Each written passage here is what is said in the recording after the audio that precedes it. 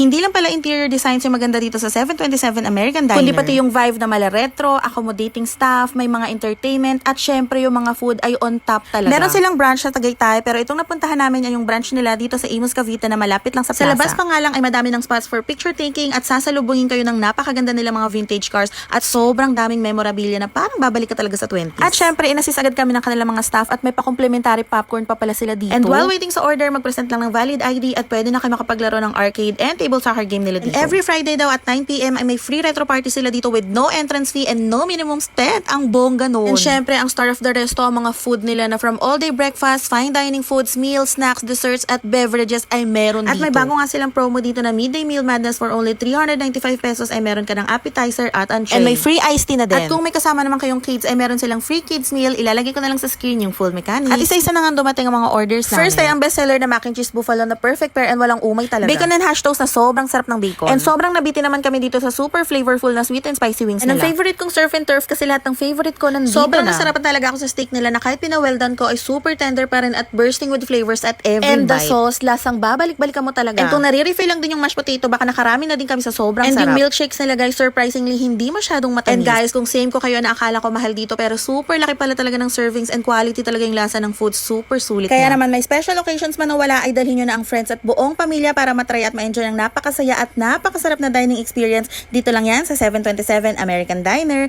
Yun lang muna for now. Babush!